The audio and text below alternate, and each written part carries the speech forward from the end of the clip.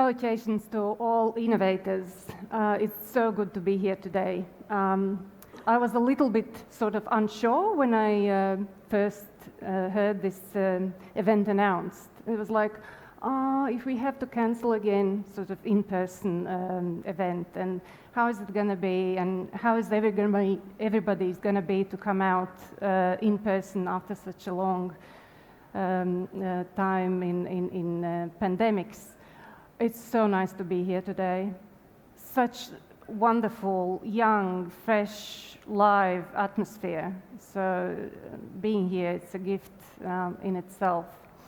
Talking just a few words about myself. When you see who I represent and sort of being head of new development areas, I was sometimes asked if it's a building or construction business.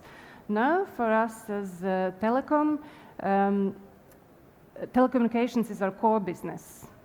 And sort of with 5G in sight and with wider digital transformation processes going on, sort of everything else that is there to fill the 5G, because it's not that easy. It's not, how to say, some of those needs, they haven't been fully formed yet. So that is what I do. Sort of we look for applications and for use cases that might fill 5G in.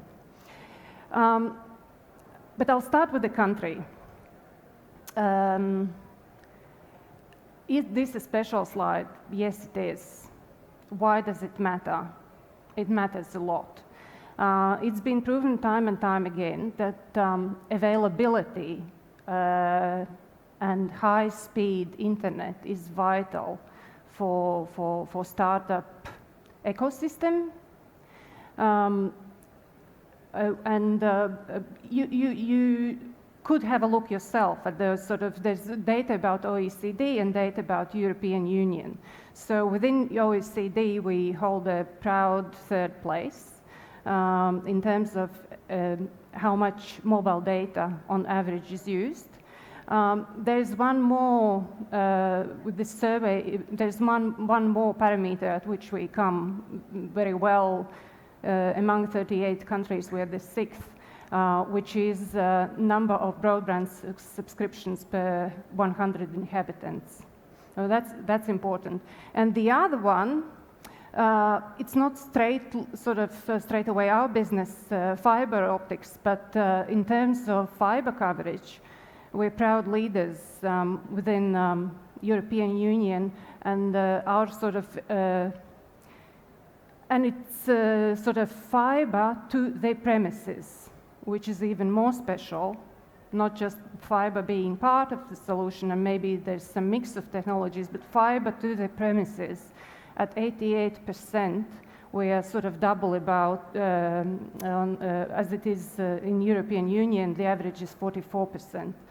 So that is a very, very good and important building block for startup ecosystem here in Latvia. So a little bit about the company. This slide should probably be called how it started and how is it going. You know, we started as a mobile operator, as many mobile operators do. So about 10 years ago, of course, there was a little bit of sort of crisis when we look forward. So what do mobile operators do? Sort of how do you go forward when it's about larger digitalization processes, about how you fill 5G in? There are many operators that didn't manage to fill their 4G networks. We were one of the first ones to allow flat rate internet use, and that is how we managed to fill our 4G network. So not only are we proud of available and high-speed internet, we're also proud of savvy, advanced, educated customers and internet users. And how is it going? So with the larger digitalization processes, of course, there's those other facets of what we do and what our capabilities are that we have developed. It's, of course, IT development, system integration, and where I come in about innovations in R&D. Tying in with what the previous panel said, and it was like, you know, music to my ears when Egita was saying about 5G testbeds in European Union that startups use. Also speakers were sort of, the conversation was going around R&D, European R&D projects. So that is something that we have taken in as well within last couple of years. And that is something that I'll be going into more detail little bit later. And why is it important that we partly state-owned? It does come in. It has come in lately with sort of, we have recently, for example, we have a new agreement with Ministry of Defense about 5G usage for in R&D for public defense. We also are sort of part of a larger state-owned company innovation ecosystem, which is also about giving back to the community and also about collaboration with startups. Here we come to the technologies, and it's sort of, it looks very sort of neat and nice. 2G, 3G, 4G, 5G. In real life, it's not that neat. Maybe the beginning. So in most countries, 2G and 3G are now considered to be, what's that name? Legacy systems, legacy networks. I'm sort of trying to find a careful word. Not in all countries, but it's quite common these days that those systems are sort of starting to be closed off to free frequencies and to make investments in 5G and 4G more available, and also sort of to promote efficiency. When we come to the 5G, it's also not that neat in itself. We've been talking about 5G technology for at least 5 years in present tense. It's here, it's here, it's here. It comes into releases, sort of release 15 that was sort of improving perhaps some speeds in the radar network. Now when we're talking about release 16, it's more about functions that were the selling points of 5G technology. Sort of low latency, positioning, and some other features that are important for Internet of Things.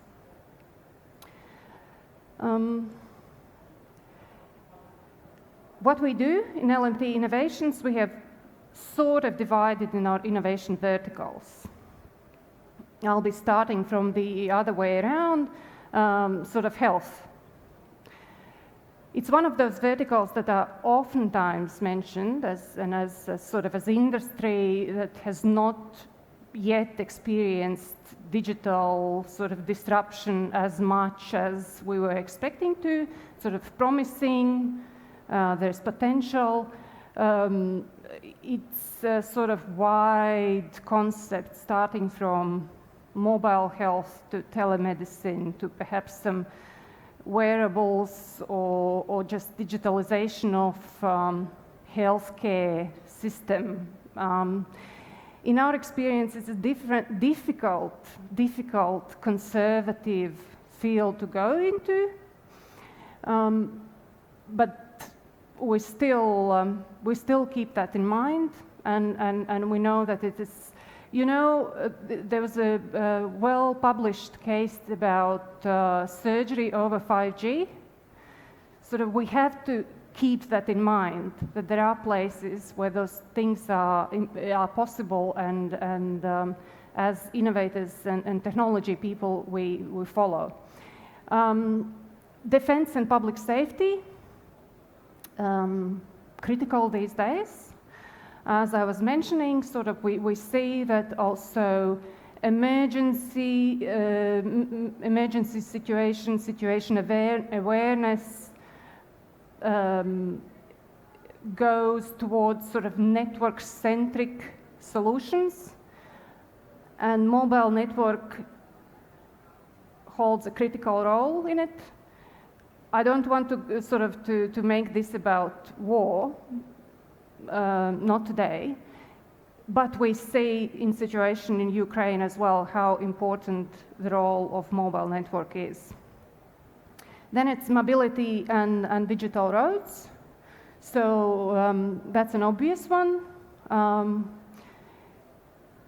Partly it's to do with smart cities. That has been concept been around for many years now. So what we've been doing, we've been approaching challenges of traffic safety and low emission zones. That's something that will be coming in into a couple of years as a sort of even as a regulation.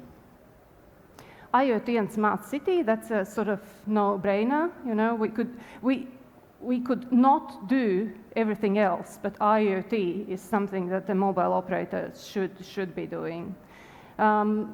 Again, locally, we're hoping that IoT would be picking up a little bit faster, even as when we're sourcing IoT sensors, and it hasn't been that easy. So there are challenges or problems that you think there should be a sensor for that, and it's difficult to find. So when we find a startup, and especially a local startup that has a good, neat, well done, promising product, it's a joy to see, and we're very happy to test or to pilot and collaborate in any way we can. And of course, there's drones.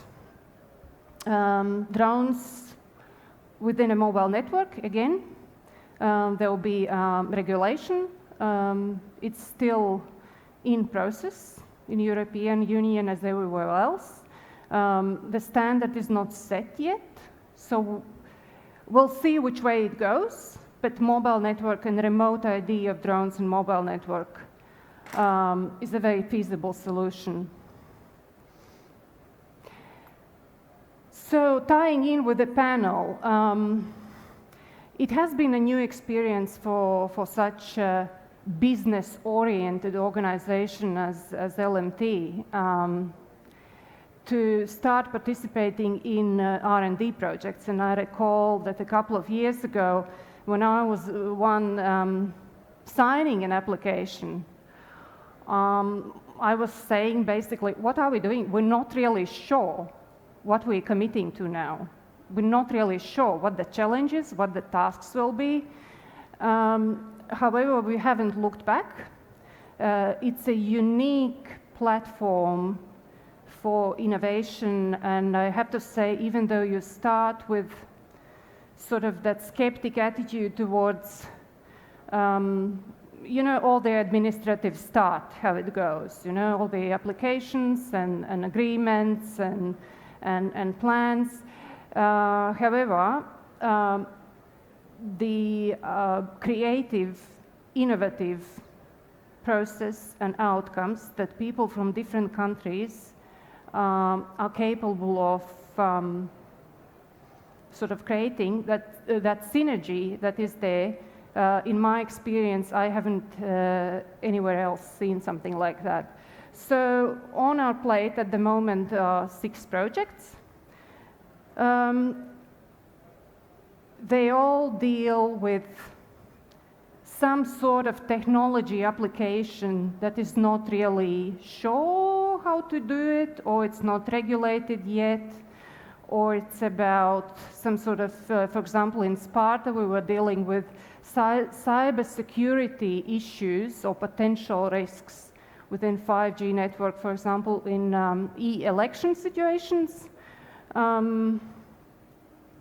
5G routes deals with connected automated mobility, especially in cross-border situations, sort of when you have to switch your sort of, you have to be in a roaming situation when you switch operators. And Comfort Drones is a project that deals with drones in urban, drones and air taxis in urban environment. In Comfort Drones, we had the demonstration. We co-hosted a demonstration together with Latvijas Gaisa Satiksme 2 days ago at Riga Airport. And some of the demonstrations that we performed were quite unique. For example, that within that airport setting, the drone and airplane are sort of, they're not in the air at the same time, but still there's that presence and it needs to be managed. So that was a very successful demonstration. So testbeds. Now I come to what Egita was saying. So testbeds. It sort of sounds passive, like what is there? Testbed. It just lies there. It's not so. It comes along with technology and processes for, you know, being able to test, to pilot, to co-create, to collaborate, to demonstrate, also to demonstrate the technology, perhaps even to manage it as an event. We're proud of all of our testbeds. Some of them has got more publicity than others. For example, our testbed at Ādaži polygon at Ādaži military base has got quite a lot of publicity. Vefresh, some of you might know that sort of innovation area around actually our office, and there are quite a few more well-known ICT sector companies around VEF. It used to be a big and famous factory in that area. Vefresh is very capably led by Viesturs Celmiņš. So, and he himself, and of course all the people that he works with and people in that area, they're very keen to promote it as a pilot territory for new solutions, and especially for startups. And we work with Riga City to see how we can promote,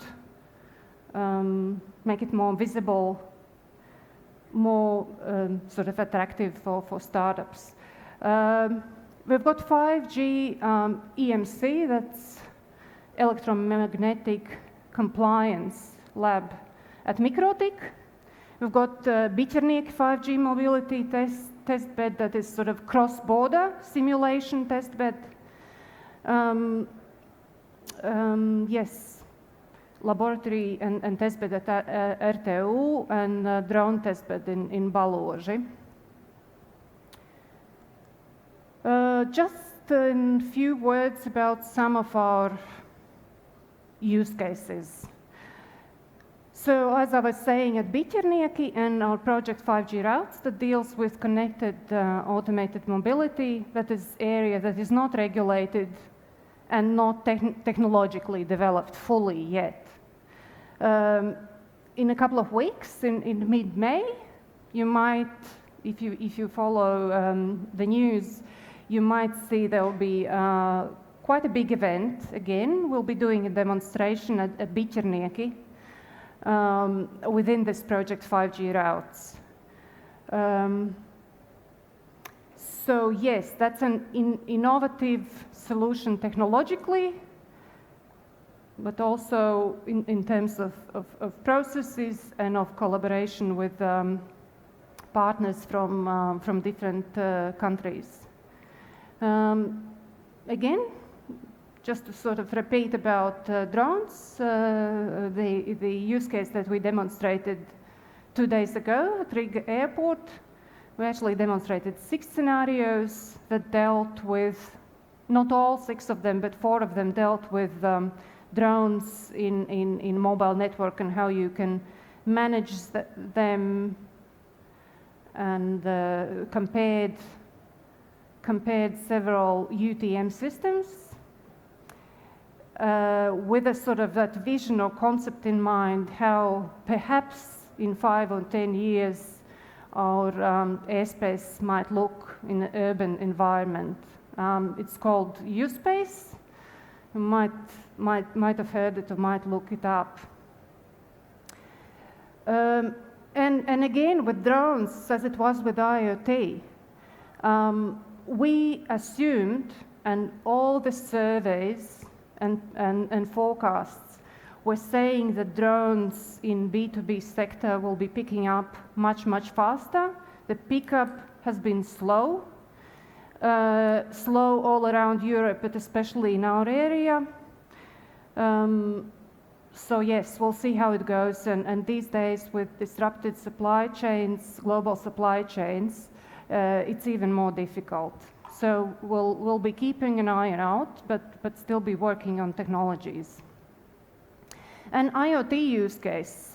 This is much, much closer to market, 5 minutes before commercial launch. And again, why would I show this? This is again about network centricity. Smoke or air quality alarm, you might buy it anywhere, you know, for not as many euros.